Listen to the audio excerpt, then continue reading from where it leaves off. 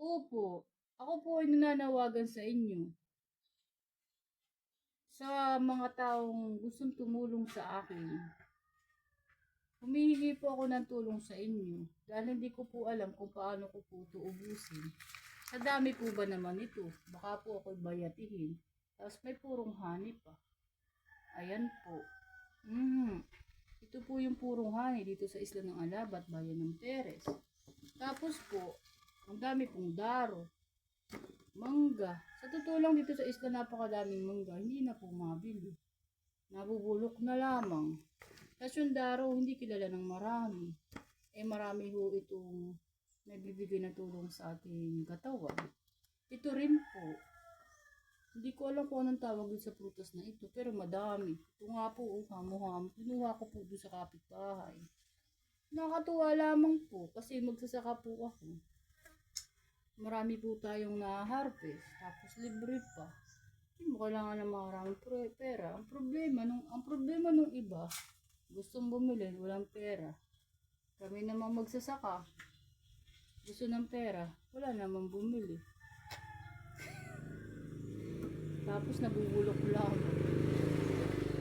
Tapos halos andito yung haning puro, talagang puro naman po ito. Puro po talaga ito. Ito po ay pinatulo. Ano po, wala pong piga. Hindi po namin ito piniga. Ito po ay maganda. Maganda po sa katawan. Maganda po ito po kasi pulot ng stainless steel. Ay maganda po sa mga katulad ng vitamin C. Lalo na po pag may mga ubot sipon. Tsaka mataganda rin po ito sa sugar. Ano po, ako po ay may suki. Taga Nueva Ecija, tsaka po San Pablo. Abay, gumaling ho din sa purong pulot Ayan, sa stainless steel, kaya po yung ating purong pulot ay hindi ko po mahal na ibinibenta.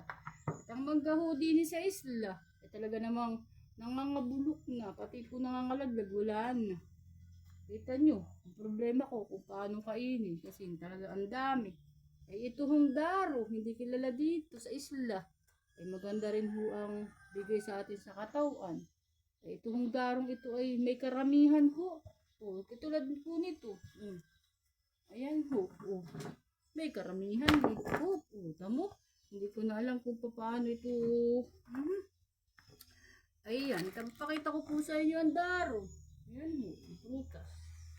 Yung magsasaka bibiyahero. Ayan. May daro po. Ito po yung daro. Marami. Ito po. Kita nyo po yan. Batsa-batsa pong daro. Ito po yung daro. Tapos ito pa po. Sa puno po, madami pa. Ay mura lang akong binibenta. Wala namang nabili.